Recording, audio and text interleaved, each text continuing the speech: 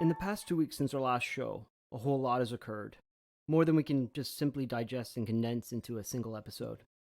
And we will be dealing with some mature subject matter, including death by suicide in the latter half of the show. So if you have wee ones, or if it's something that may be triggering, you may want to sit out the latter half.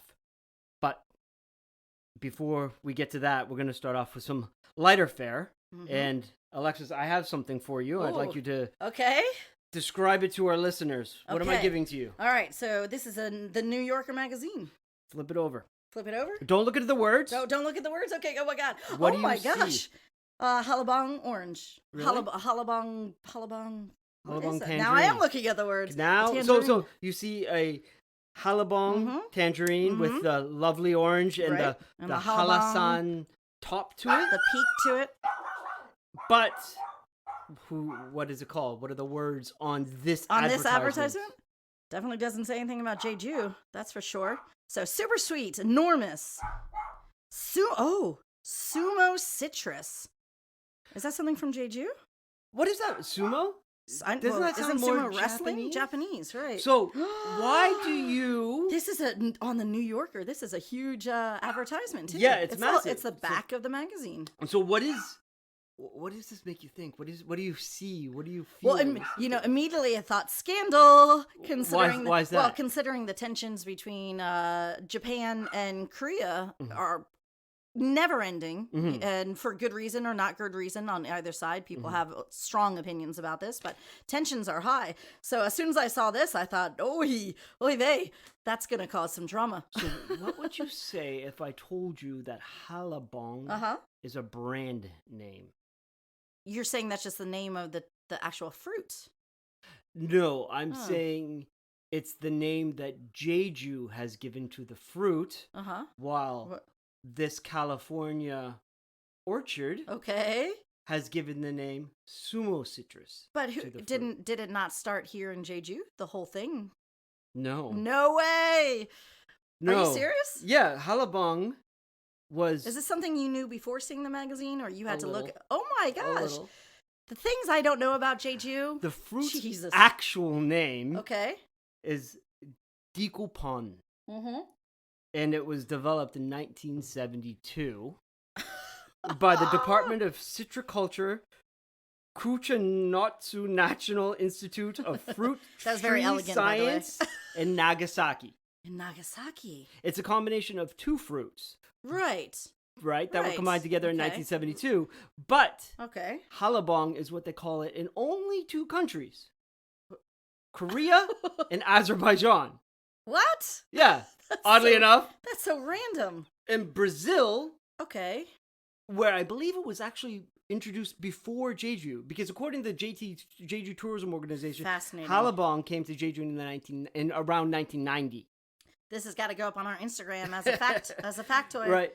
You know what's interesting though is for those expats or foreigners, as I prefer not to use expat, as the foreigners that do live here and then end up leaving Jeju, they'll go back to their local countries or something or various areas, and if they run into a Hallabong, it immediately gets a picture taken and gets thrown up on their Instagram because they're like, look, Jeju's made it to Canada. Yeah. Jeju's made it to, Virginia in the United States. Yeah. Yeah. Wow. But actually, JTO was shipping Hallabong to the States in like 2015, I think, based on a press release from the JTO. But I saw this and I was like, okay, this is something we got to look into because this is a new company that just started in 2011.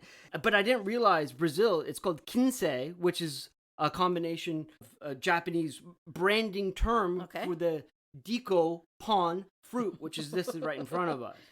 Good grief. Yeah. Okay. So anyways, I thought that was something I'm not going to lie, I'm a little less excited about that ad because I was like, oh my gosh, Jeju's on the New York magazine.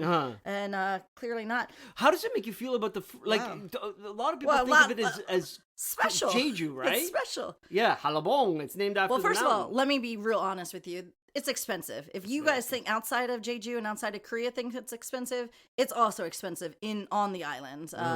And, it's very, very common gift to give to families on the mainland. You'll see in one thing that's special about Jeju, at the post office during this season, Mm-hmm. you'll go and it's just boxes and boxes and boxes of oranges or not oranges, hallabongs being shipped to family and friends on the mainland. Now, and the telling thing that Sumo Citrus or Hallabong right. is a like a branding initiative is when you go to the Sumo Citrus website, they say not every decoupon is a Sumo Citrus because they smart. only take the best Okay. decoupon,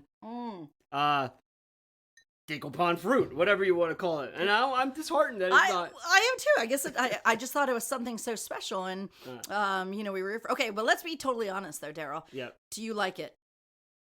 Do you like Like the what? taste? Do you find that it's Sure. worth the money? Oh, I don't- absolutely do not. Have you ever bought one? No, I mean we're kind of special, especially being foreigners. We get gifted a lot of things, but sheer honesty, I don't think they're that juicy. I don't think they're that delicious. I prefer the acids are super sweet, easy to peel, seedless. They're thick skinned, really thick, so easy to peel. No, I don't know. No, it's not my. And that's a dog, wanting to be part of the podcast. I think we're like, okay, Yeah, I don't know. I don't. But for sure, if anything, I already am not like big on them. Now I'm especially not so keen on. I really thought they were something very unique and very Jeju. But, all right, now we know. The more you know. Yeah. We should add. I said this before. Yeah, dun, dun, dun, like the soundtrack over this. Yeah, so now Jeju's been trying to kind of like limp back to some sort of normalcy. Right. From the COVID-19 pandemic. Yeah. There are two ways that have become like the most apparent, right? Especially right now, yeah. Right, and those have been the Jeju United soccer or football to our friends across the pond, and the Fire Festival. Yeah, which is, as everyone that knows me, it is the coolest thing to do ever. So what's been going on with the Fire Festival? All right, so real quick update on that. So the Fire Festival is actually happening this year. Last year it was canceled for obvious reasons. It's a shoulder to shoulder event. It's very popular. Thousands upon thousands of people. So this year instead they didn't want to cancel everything, so they've made it a drive-in or I'm on fire. So basically what they did is they raffled off tickets. And apparently, and this, I'll tell you something, Darryl, it's been really hard to get information from, I am the foreigner liaison usually for the Fire Festival. Official? So, yeah, You I'm get the cards official. and Yeah, I'm fancy. No, but I usually help organize, but not this year. And even I could not get information about this. So this is the latest that I know. There's two places you can go see it. One is at the drive-in movie theater that Jeju has. Did you know we had a drive-in movie theater? Kind of. So cool. It's on my bucket list. It's been on my bucket list to go see a drive-in movie since forever and ever. That's You've besides been to the one point. before. Never. You've never No, never. And it just, I don't know why I'm obsessed with it. And so I need to get out there. Sure. So that's the first thing, is that you could raffle and win tickets or be the first in line, not necessarily win. And you could go see on live at the drive-in. Right. The second is you could have scored tickets to go see the Orem, but the thing is, everyone must stick in their cars. And the rules that they've been texting are really interesting. For instance, you can't roll your windows down. I was about to ask that. You cannot roll your windows down at all. And the one in the drive-in, my friends tell me that one of the rules, they even said you can't even eat in your own car. So we don't know, because how are they going to police that? I know. Well, first of all, how are they going to police that? And then why would you even say that? What would be the thing? If you can't roll your windows down, why are we caring about eating? Yeah. Maybe because they don't want people to go in the bathroom? Can you also view it online, though? Like, is it going to be streamed online? I believe they're going to just, because it's going to be at the drive-in. You can see it on, the Facebook Why not just page. throw it up on Facebook? Right. Yeah. So you'll be able to see it. But the other thing I don't know is what acts, if there's going to be any shows, if there's going to be any music. So. Well, there's supposed to be local artists performing online, right? Right. There's going to be a... but will it be at the Orem? No, because it's pre-recorded, I think. Truly, it's a mystery to me, Darryl. Yeah. So for someone that usually is in the know on a lot of things, it's been frustrating trying to get details about this. Yeah, and it's a couple of days, but I believe... Yeah, the fireworks, Saturday. Is that 7:30, I think? I don't know. Again, this 7:30? is so confusing because they're saying, get to the drive-in at 6 o'clock. So it's a mystery. We'll know more after this weekend, and I'll be able to report back. And the other way that Jeju's been trying to find some normalcy is through Jeju United. You went to the games recently. I did. Or to the home opener? To the home opener. On Jeju United Saturday? is a footy. Yeah, it's Saturday. And that was the first one. It was fantastic just to be out. Like? So, first of all, COVID friendly, as in no COVID anti. Yeah, sorry, I should say COVID, that. yeah. It's definitely social distance to the point of it's not even like one seat empty. It's 2 seats over and then 1 seat diagonal in front. So, for instance, So here on like a Jeju, box of seats? yeah, it's kind of hard to explain. Imagine it like a diamond, a diamond, with spaces in gotcha. between the diamonds, if you will. Uh-huh. So even here on Jeju, we're allowed to be 4 deep. We're allowed to roll 4 deep in a group, to restaurants, to in your house. And a caddy. And a caddy. That's going to be a long-standing joke, I think. We might have to reference that back and tell people what that joke is. Another time. In a couple of years when it gets stale. But so we're allowed to be 4 people in a group, but at this footy game, you're still not allowed to sit next to your partner or your friends. Everyone is socially distanced and in a mask the whole time. Right. And I'll say it sounds a little strange. One of my friends commented, "Oh, like even family? Yeah, even family. If they're of age, everyone is sitting in an assigned seat." Was it okay? Did you have a good I time? had such a good time. It was so nice to feel some sort of normalcy. And what I mean by that, Jeju it's fairly normal here, right, Darryl? We've been lucky, as we but say. not in ways of like, these are things we used to do. We would roll 20 deep of friends and go watch these games, crack open a few beers, get the pizza from Emart. It was an event. It was a day-long event. And it was just really nice to be out there and doing something different. Could you eat in the stand? That's so interesting. I don't think so. Typically, Koreans are picnicky kind of people. There's gimbaps, there's boxes, there's things to bring. I didn't see anyone eating. Oh. Now, don't get me, I can't quote that that's actually a rule, but we, in my group of friends, actually comment on that, and then we spent time looking around the stadium, and not one person had food. And that would make sense, because in that case, you would have to remove your mask, right? You're right, yeah. Yeah. Huh. Yeah, no beers were being sold, nothing like that. And how Jeju do? Because they were regulated, regulated. They came back up from being regulated to the bottom, to the second tier sports team, right? Now what are they, 7th? They're 7th in the K1 league, Right, with no wins, right? Hey, 2 ties. We just had, they just played a game Tuesday. Oh, did they? Yeah, we won. The second home game, and they won. To anybody listening, if you get a chance to go, do go, yeah. It's so much fun. So, how much are tickets now? Well, cheap as always, because you gotta love Korea. So I want to say, without a membership, you're paying like $10. Excuse me, 10,000 won, and then for children even cheaper. So worth an afternoon or the evening. Were you at that beautiful stadium? Yeah, it's a beautiful stadium. Yeah. Were you here when they first started playing? Like when the team came to Jeju? If I wasn't involved with the footy guys. I hadn't started my friendship that got me hooked on soccer. Before the tickets it was free for like 3 years. It was something like maybe because they couldn't get the fans filled up in that massive that's also why stadium. It's only man on too. Yeah, right. Well, you guys, this is a World Cup stadium. This was built for the World Cup, and it is gorgeous, but it is huge. And let's be honest, it's vacant. Even if the crowd they put it up on the big screen. I think there was something like 2,300 some people at the home opener. And I looked around. I was like, really? didn't even seem like that. It's massive. Just like back home in Toronto at the Jays games when they have very like a smattering of people, they up it. Like it looks like that. What do you mean? There's like 30,000 people. You're here? like, I don't know about that, but do go, and it seems like we're in for a good season, and I am here for it. I'm gonna take my daughter for sure. When maybe when she's a little bit. I don't know.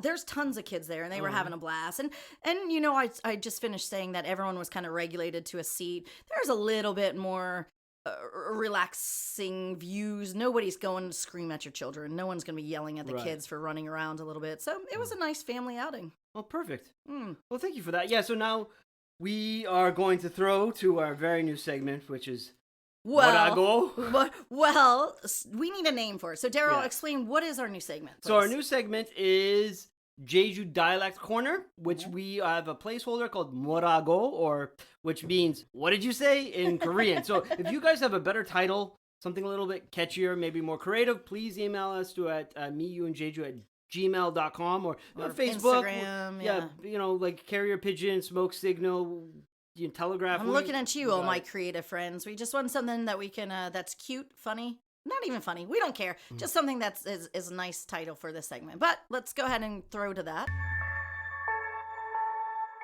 Welcome to the inaugural episode of, we haven't come up with an official name yet, but we're going to call it Morago for now. This is the Jeju Dialect Corner with our teacher, Sansenim Hyunjung. Welcome. Thank you for tootling us. Yes, thank you so much. I'm really excited about this new segment. I'd like to mention that this segment is brought to you by GS25 in Jungmun. It's across the street from the Ucheguk. And when you're in town, go by, get some beers. Oh, yeah. And enjoy a day at the beach. Now, on to our episode. So, the podcast name of the show, Me, You, and Jeju, was actually developed by our wonderful teacher, Hyunjung. Now, you told me many, many moons ago when you came up with it that it comes from Hanja, correct? Chinese character. Yes. Actually, "me" means beautiful in Chinese character, and "you" means "be." So, like, it means, like, I don't know, like, there is, like, beautiful in Jeju Island. That's what we were thinking. And actually, but grammatically, it's wrong. Like, you need to say "you," "me" in Chinese grammar, I guess. Yeah.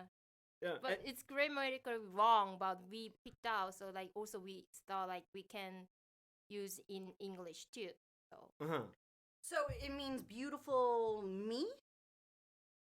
Sorry. So "me" means beautiful. Me means beautiful, and then "you" means be. Oh, so you are So- beautiful, basically. Yeah. Yes. And so you would say that to someone, you are beautiful, me, you. You, me. Yumi. Yumi. Yes. Yes. Yumi's actually a name. Yeah. Oh, you So mean that's why so right. many like Yumis Oh, in there's Korea. so many Yumis. Yeah, oh. it means to Yeah. be Because it beautiful. Yes. Yes. Well, I like that a lot. Yeah. Okay. Yeah. So I guess you mentioned that we developed together. So the cat's out of the bag. My wife, Ms. Hyunjung, she has decided to Thank you. be our teacher for now. But if anybody's listening and who's wanting to also become a Sansenim for us, teach us Jeju dialect. We're accepting applications. Yeah, you email us at meyouandjeju@gmail.com. Now, Hyunjung, Uh-oh. Pressure. Yep. what word, sentence, phrase, colloquialism shall we be learning today? 머랭고람시니. Whoa. Moreng. You guys should see the face she's giving Darryl right now. I love it. And what is 머랭고람시니. 모랭거람시니? Yeah. What does that mean? That means 뭐라고 in Korean. Uh-huh. Also, like, you can make it short. Like, you can say just 모렌. 모렌. 모렌. And that means? Like, 뭐라고 in Korea. Which means, what did you say? Very important to know. Very important to know. Right, but if that's the only thing you know in Jeju Satori, and Yeah, you don't go, say "Moreng or whatever it is, Yeah. they're going to repeat it, and you're just going to be like, I don't know. nah, Well, I still don't don't know know. 머랭고람시니. Oh, you sound so good. I love that. I love the Jeju dialect. Right. It's so different, from the rest of the country. The dialect here is just something real special. And for I me- think, yeah. For those who may not know, Jeju has its own, like we just said, its own dialect, but so do each and every province? Something like that? Like Busan has its own dialect? Yeah. Yeah. Busan, Seoul, Also- Daegu. Yeah, even on Jeju Island, actually, like, we have a little bit different. We use a little bit different of like saturi in like north area and southern Really? area. Yeah. I didn't know that. Oh, that's even more to learn. Uh-huh. This is intimidating. Yeah, I didn't know that. Yeah. By the way, like, I live in Jungmun, so it's like southern. Maybe. So how different are the two? I don't know, not really. But there is a difference. Yeah. That's cool. Yeah, no, that is really neat. Yeah. Now, I guess that's it for our inaugural corner of Good. Morago, brought to you by GS25 in Jungmun. When in Jungmun, make sure to hit up GS25 in Jungmun. Thank you for Thank you, doing this. We Satsuki, really Satsuki. appreciate it. Thank Yeah. you. For my friends, especially my Korean friends that know me, I do not have a good accent, a Korean accent. I certainly understand more than I can speak. So for me personally, I'm really, really looking forward to this segment, and that was a really good way to start. Oh, that's interesting. Yeah. You know more then you can speak. I speak more than I understand, so we're a perfect team right Yeah, there. right. So that went well. That went really well. Yeah. I think this is going to be something fun. I'm Yeah. really looking forward to this segment. And like I said, if you are interested in taking over the mantle from my gracious, lovely wife, who is not forced to do this at all because we live together, again, that same email address would be great. Now, Yeah, let us know. yeah. So now onto the bigger news of the day. It's been many years coming, actually. Okay. Are you familiar with the Jeju 4-3 special law? So let's start off with there. You would have to tell me what it is, but I'm going to go ahead and say no. Okay. All right, just taking a wild guess. Well, the Jeju 4-3 or I special law might. has to do with, of course, 4-3, April 3rd, has to do with the Jeju massacre. And which in is Korean is Sasam. Sasam. Okay. It's concerning the state violence perpetrated against the Jeju people that resulted in 25,000 to 30,000 people killed over the period of 1947 to 1954.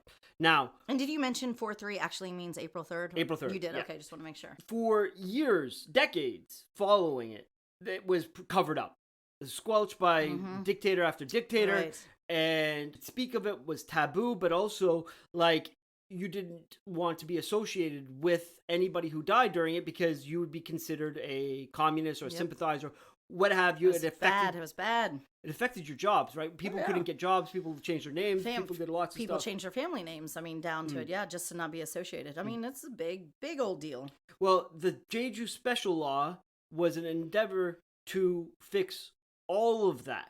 So it passed in 2000, and it was the reason why we have the museum. It's the reason why we have the 4-3 investigative report, which is what made the museum. That's where all the information came from, because the law funded the fact-finding mission, and it got a lot of information declassified. Yeah. Well, it was all part of thing, that. right? Plus, Yeah. it was also like a part about getting not compensation, but like health benefits for victims and families. The actual law has in the title about restoring honor to the victims. Exactly. So it's not just exactly. So important. Yeah. So important that this started happening. Yeah. But it passed 20 2000 years. 20 Jesus. I know. You said 2000. I was like, wait a minute. How many years? Oh my. That's a Oh, long my. time ago. Yeah. Okay. Right? But it's done a lot of work, but it's people have been slow and plotting. right. Well, Yeah. it also incomplete, right? Like Ah. Sasam Ah. is not the actual event doesn't have an official name yet, No. right? No. And that's why inside the museum there is like a monument that stays blank that's waiting to be etched with the actual name of whatever Right, they right. decided is fitting for the the tragedy. Right. Now, on February 26th, the Friday after we did our podcast, lawmakers in the Korean National Assembly voted to pass an amendment to the Jeju 4-3 Special Act. So this stuff is a little dry, but it's actually really important here to the people of Jeju and really important to researchers and journalists like myself who are trying to understand more what happened, because one of the main things that this amendment is going to do is create more fact-finding missions. Okay. So and this needs to be done now, particularly because of all the survivors who are left are quite Getting up there, right? Yeah, getting old. But the main thing that people, I believe, we're pushing for is that it creates a pathway for compensation, monetary compensation for victims. Now, some there has been some already monetary, right? Well, it depends on what Like, you are do you referring to, right? Like, because like I said, It's just so much information. well, Yeah. there's also a lot of variations too. Okay. Because not everyone's a victim in the same way, right? You have Okay, bereaved family okay, members. okay. You have actual people who were victims during it. And then another big thing that it's going to be doing, it's going to be looking at, which has been a big issue for the last few years, looking at people who were convicted and sentenced to jail through the two court-martials in 1948 and 1949. And this is the law that's addressing those things, not This the is previous. going to Okay. review those, because they've been going to court recently. Good for them. Yeah, Like I covered it Oh, 2 years ago when okay. the first 18 people went to court, and they received a combined, I don't have it in front of me, couple $1 million. Yeah, we can clarify that later on. Yeah, I can throw it up the online. social media. Yeah, But good this, for them. That seems like Even now, it's not really a spoken thing. Let's just be honest. It's not. Neighbors aren't talking to each other necessarily freely about this incident. Have you talked to anybody about it? No, I mean, I did the dark tour, which I think is super important. If you are a person that lives on Jeju, you should know the history of this land. But in general, even my Korean friends that are from here, this is not a subject people freely talk about. So for them to go to court seems kind of very important. And they won. They won. They won that. And super important. Others were emboldened by it, and they were filing more. But there's so few of them left, right? Of the people who were convicted by court martials. Oh gosh, right? What a and some of them were sent to 20 years in jail, right? Yeah, this up is to 20 years. Really, it's just the whole incident is so heartbreaking. It's hard to put into words. Just the repercussions for this island and the people to it. So, and Moon Jae-in was somebody who was pushing for it. President Moon Jae-in. Yeah, President Moon Jae-in. Yeah, Moon, like he's my buddy or something. Well, for people that don't know Korea, politics, so important to say. Yeah. Well, like last April 3rd, he talked about, this is a quote, "I truly feel heavy-hearted about the slow pace," end of quote, referring to how long the bill has been taking, the amendment's been taking to get through the assembly, and it passed. It passed 199 to 5 with 25 abstaining. Gee, really? Yeah. Do we know why? No? I mean, it's complicated, right? It is complicated, but good grief. Like people, the museum's been sued. Countless. I do remember. At least last time I did it, and this was over a long time ago. It was like 12 years, 12 lawsuits, different cases against the museum over like incorrect or claiming incorrect information and stuff, right? Like this is still a big issue. I remember once when I was covering the April 3rd anniversary or memorial right. a couple years ago, a cop kind of pulled me over. He didn't want me to go do my job, I guess. He wasn't like restricting, like he didn't understand, like it wasn't like journalism abuse or anything, but he was explaining to me that communists were like bad, like he had his own agenda. He had the conservative image of what happened. So there are people out there who still push back against it, and this is why I just finished saying this is, I truly believe, I mean, it's not a conversation neighbors upon neighbors are just having like over shared coffee and shared tea. It's not a topic of conversation quite yet. So laws like this are really important. How would I say that, Darryl? Not normalizing, but normalizing the conversation of this tragedy. Right. Yeah. Well, getting people to acknowledge it and confront it. Whatever. To deal with it, because it's still got repercussions, right? Like, absolutely. This is not history. I keep telling people that it's people's still ongoing present lives. People who lived it, who were part of it, still alive. You know? Right. And on March 2nd.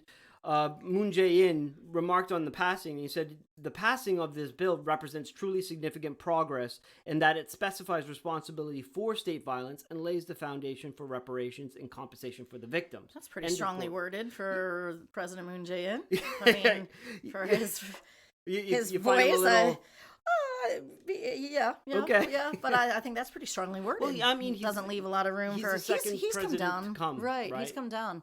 And couple times now. He apologized. So that was big. I remember because I lived here during that time, as did you, Darryl. That was big because Korean's apology is a bow, and for us Westerners, that's a pretty. It looks pretty dramatic, and it is. It's if you really in your heart of hearts are apologizing, you're gonna. Do you even know the Korean word? I don't. I certainly don't. The bow. The bow. The apology bow, because he didn't. I am correct, right? Yeah. I mean, he bowed for the apology, and that was a distinct image in my head. It was also important because it had been so long after the original apology, right? And it was the first time there was an apology happen on April 3rd. The original one happened. Oh wait, don't quote me on that. Yeah. Because the original one happened on October 30 on Halloween. Right. And then I believe but he was a part of this. Also came to an April 3rd event. And then Moon Jae-in was the second president to come to an event after Roe many years steps. ago. I mean, it might seem unimportant, but something like that is of vast importance to the people of Jeju that the sitting president actively acknowledges and so these little things all add up. And just so listeners know, I'm working on getting some experts to actually speak to us more in-depthly about the importance of this amendment and going into maybe the nooks and crannies of it, because it's quite dense. So And now we have to switch gears. Yeah, there's no proper way to segue to this, but Jeju suffered a tragedy. A recently. huge loss. I think the way I would say it is it's a huge loss for Jeju and the LGBTQ plus community. But I really feel my friend and an amazing leader, Kyung, I really feel Z, which is his Z's chosen pronoun. Excuse my stumbling over my words there. But I really feel like Z would have had an impact in Korea. Can you tell our listeners, unfortunately, what happened? Yeah. So Z committed suicide. I'd say now it's been about a week and a half. And we'll touch base on this later, a little bit more info. But at the same time, in Korea, there have been a total of 3 losses in the communities, and Z's was one of them here on Jeju. And Z Kyung is the original founder and the driving force behind the Jeju Queer Festival, which was an amazing event filled with love and happiness and acceptance, and all by sheer force made that event happen in this small, fairly closed-minded community that we live in, by sheer force. And then Z was also chose to be in the Green Party, a political party, and kind of give a face to the community here in Jeju, which caused excuse me, getting a little choked up, caused extreme heartache. And it was hard. Let's just say it was Z's life was not easy, and being such a prominent and such a strong and such a proud individual did not go without tolls on their private life. Well, first, I'm sorry for your loss. I'm sorry for the loss of really, truly, I can't put into words the impact this has had on the community.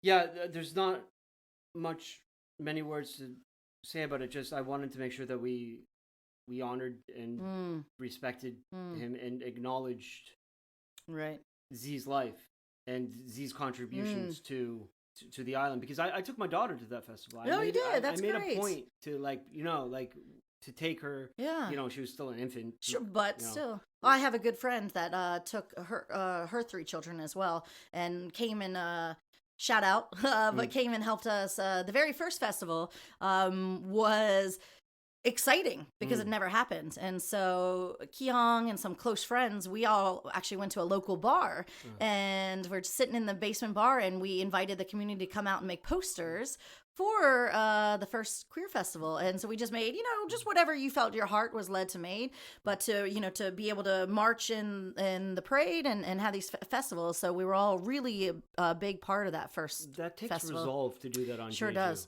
right? Sure does. And I think that really led to the stress.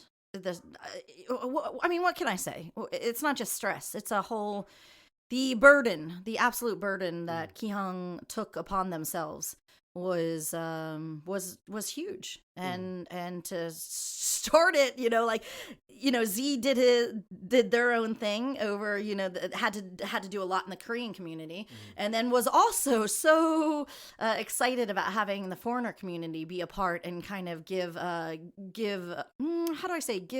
strength, right, as allies, and to give help. And then Z was just such a part of the foreigner community, and Kyung also participated in, we did vagina monologues here. We've done that a few years to raise money for different women's projects, women's shelters. And then the last couple we did, I think most of our proceeds went to the Jeju Queer Festival to make sure they had some funds to keep running.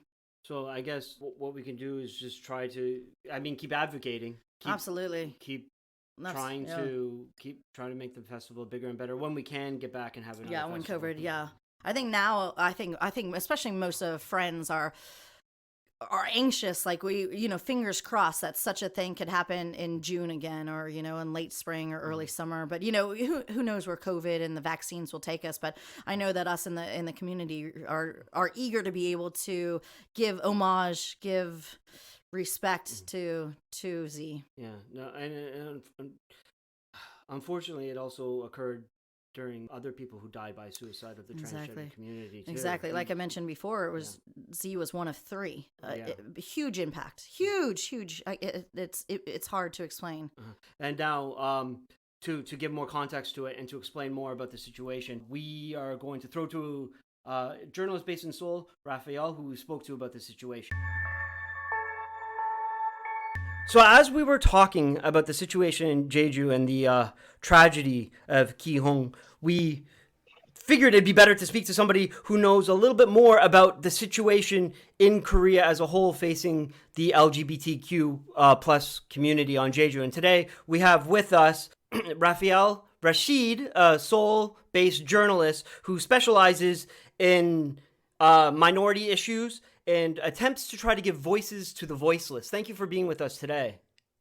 Thank you for having me. Nice to see you. Hello. First time I've seen your face, by the way, face to face. I meant to go. You came down to Jeju to do a program, and I meant to come visit you, but just time got away from me, and I couldn't get to that program. Oh yeah, that was like 2 months ago, maybe. Yeah, I want to say next time you're in town, though, I'll definitely be showing up. All right, I'll let you know. So, I was curious if it kind of sent shockwaves through Jeju when the news spread that he had died by suicide, and I was wondering if, because he is such a big important person here, what was the impact, if anything, in Seoul of his of Z's passing? Well, I think Kim Ki-hong was certainly, quite a visible person in the community, and didn't mind to speak his mind, to put his face, on the line, and also run as a proportional candidate for the Green Party last year, and also be an active member in, say, Jeju Pride organization. So Queer Festival, right? Perhaps, I don't know how many people might have known Kim personally, but I certainly think people knew of Kim. People might have known Kim's name. And, I definitely think people were aware of Kim's activism or even be it as a politician or a teacher. And when the news hit of his passing the other day, I think it was, it was quite shocking. It was devastating, heartbreaking, and it certainly was felt across the community based on conversations I've had with acquaintances and friends who might have known Kim personally or not. And definitely there was a lot of conversations within forums and LGBTQ forums online. Well, and this came at a time when Ki-hong passed. This also came at a time when there was two other prominent deaths in the community. So it really hit. It was a 1, 2, 3 impact on the community. Yeah. It was really, really tough time.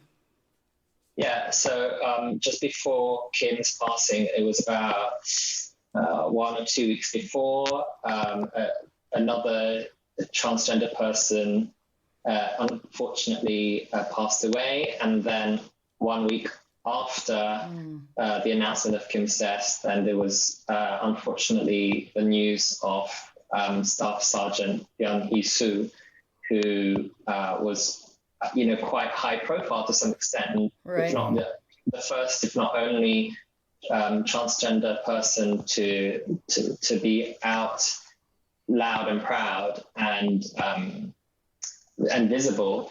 Byung was, of course, the person who was disgracefully discharged from the Korean military after the Korean military found out that she had surgery, gender confirming surgery, and said that she was basically disabled or something like that. Right. So when you have these three deaths within such a short amount of time, it certainly it certainly shook the community, and I know that some people are still very much affected by it. Uh-huh. Yeah, just recently I saw, and, I follow you on Twitter, but I also follow a lot of groups, and so I recently just saw there was a beautiful memorial in Seoul with the quilt dedicated to these three recent tragedies, and that was a beautiful sight, but really, really tragic that it had to happen. And I really hate, I don't know how to say this in a nice way, but Right. I hate to say it, but these three deaths will have, I think, well, they would have brought the community closer together than ever before, but also pushed for more, pushed for people to demand more changes. And I think we're reaching a somewhat of a bubbling point at the moment in Korea. One after the other, you have another incident, another homophobic, another transphobic incident, be it on TV or politicians' hate speech, and it's just one after the other. And I think these three unfortunate, tragic deaths have sparked even more of a conversation, and I think people are paying more attention to the situation in Korea. And it's not just in Korea, but international media are also catching on to what's going on in Korea. Mm-hmm. So, I'm guessing that because of these terrible events, that the situation, people will turn their attention to what's going on, and hopefully we will see something come out of this tragedy. You said that really well. That was a beautiful way to say that. It's forcing a conversation upon everyone. Well, right. What also happened, it's overshadowed by the three tragedies, but also recently there's a lawsuit that was filed against the National Health Service because there was a couple who were on each other's plans, but once they found out that they were gay, they removed them from it. So they're now suing to get their equal rights. So it seems like from a litigious standpoint, from hopefully a cultural standpoint, because I believe the younger generation's attitudes towards LGBT people are changing in Korea. Is that something that you would agree with? I think there's two things. I think it's the attitude of the young generation, but also the young LGBTQ generation themselves. They're a lot more active and a lot more, they're aware of their surroundings, and they're a lot more vocal, and some of them just don't really care anymore. Of course they care, but they don't care about what other people may say. I did an interview a few years ago, and it was with gay soldiers currently serving in the army, in the military, and I thought that maybe they might not be so forthcoming, but on the contrary, several people came forward. Of course, the stories were not so positive, but they were so brave to say that they would tell at their army base, they'll be like, "Yeah, I'm gay, so what?" It doesn't mean that the response they got was a positive one, but many people are just have a completely different attitude, and I think that they know how to use their voice a lot more these days, and especially they're using social media and getting their messages across. And I think even the NGOs also know what they're doing a lot better than before, and pushing out messages in Korean, but also sometimes in English. Agreed. Yeah, knowing how to get the message across. So very savvy, very savvy. No, I think so, things. I think they know that people definitely know how to make more of an impact these days, and also, like you said, younger generations, like on the other side, are also more aware. And I think that they also understand. They might not be necessarily pro LGBTQ, or whatever pro means, but at least people starting to ask themselves, like, why are there such hateful people? Right. Especially if you go to Seoul, Queer Festival or something like that, you've got all the protesters, and it's like, on the one hand, the protesters are here to voice their discontent, but at the same time, regular passers-by who have no idea which side to to support, to be on. On one side, you have people who are kind of minding their own business, not doing anything too provocative. On the other side, you've got these really, really, really angry people shouting really horrible things with horrible messages. And for someone who has absolutely no idea what's going on or has no opinion, I think that they will realize that there is a bit of a problem going on. And I think more people are aware of the situation of discrimination and hate speech. So I do, in a way, I think times are changing a little bit. Doesn't mean that there's been too much progress, but I think attitudes are slowly changing. I say, you live on the mainland. Things in Jeju are often quite different than they are for the rest of the country. Gyung also was the leading founder and the driving force behind the Jeju Queer Festival down here. And so to touch on what you were saying about the younger generation, for those festivals, as a participant or someone that came to support and be an ally, I was thoroughly impressed with the younger generations, just like you said, with their absolute sheer courage / comfortable in their own skin. This is a small community in Jeju. Everybody knows everybody. And to see the sort of, like I said, not even, it's not pride, just being comfortable, being like, this is who I am. Willing to participate. And really the young people came out in droves for the Jeju Queer Festival. It was something to see. It was something to see. See, the thing that people don't from the mainland don't understand about Jeju, well, I mean, some do obviously, is that it's incredibly tight knit. Like if you are dating anyone, they will find, like the Hallabong internet will find out, right? Like there's a story I always tell. Have secrets, I live in Jungmun. My wife is a native from here. And one day I was walking with, he's like an 18-year-old boy. He had long hair. He's like a neighbor friend of mine. And I was just walking him to the bus stop. My wife came to me the next day and said, who's the girl you were walking with the other day? And I'm like, what do you mean walking with a girl? Yeah, I heard you were walking, because someone had seen me he was trying to grow his hair at the time. So assumptions. Gosh. And then it came all the way back to my mother-in-law, and then back to me. So like it's truly small. It really is. And so to see the bravery, I don't want to use that term, that's a little bit uncomfortable, to just see people living their lives as they wanted to live their lives, Kyung really had a huge impact in the community in Jeju. So and I know other people have had impacts in Seoul. So I want to ask you, if you don't mind, going back a little bit to politics. We have upcoming is the Seoul mayoral. Did I say that right? Mayoral election, and this is something I watch closely because most people say that the Seoul mayor will be in direct line for running for the president of Korea. So I've been following it, not completely, but I've been following it. And then lately, though, I've noticed that there's just been a lot of the candidates have been quite vocal with homophobic statements and homophobic opinions. And I thought that, not shocked, but I'm surprised that it feels like the progress has maybe been gone back a few steps. Do you agree with that, or what do you see?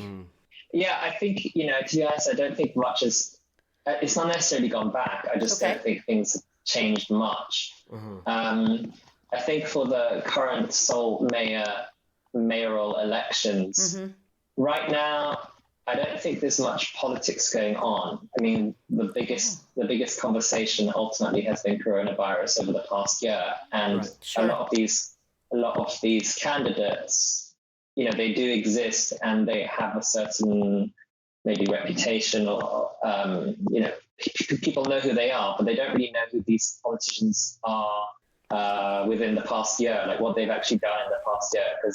Because it's all been around Corona. COVID.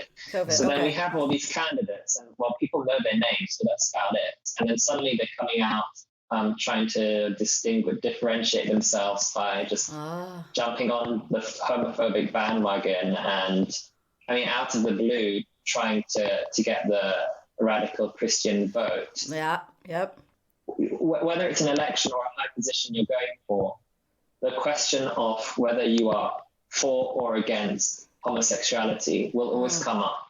It's always come up, whether it's constitutional court judge, whether it's to become a minister, whether it's to become president, or mayor now. So no matter what it is, this question is always going to come up. Okay. It's the one question to derail your candidate. It's a kind of impossible question, not an impossible question, but it's just, even if you are pro, you can't really say it out loud, and you have to say it to some extent. You have to say that you support equality. You half-heartedly say a bit of both. I mean, it's unfortunate that these tactics are still being used. It's unfortunate, especially in Seoul, because as you said, the person who becomes Seoul mayor probably has their eye on presidency in the future. And what happens in Seoul will eventually happen across the country. It's unfortunate that some of these candidates are, you bringing out, literally just out of the blue, bringing Seoul pride into the equation. And it did feel that way. It really felt like a drop. I think that's a great way to say that. It really was, like I said, it was I'm on Jeju, so we have a whole different thing going on down here. But to hear these surprising statements, and so homophobic, was just a little surprising. Well, I remember, I think it was Moon who came out on right before the end of his came out. Campaign, and said he's against discrimination, but he does not support legalizing homosexuality or marriage in Korea. And he did that right before, I believe, if my memory serves me right. Now, it's interesting that you mentioned COVID-19, because COVID-19 has had a way of affecting minority groups, because, negatively. How has the transgender LGBT community in Seoul, if you know of, how have they weathered the pandemic? Well, back in May, you had the Itaewon outbreak, which affected the gay club scene in Itaewon mostly. It's funny because looking back, it was only a few hundred, in total, a few hundred cases. Right. In retrospect, which is less than the daily number at the moment in Korea. And yet all hell broke loose. Again, it was an unfortunate situation. It was a perfect situation to shift responsibility onto a marginalized community.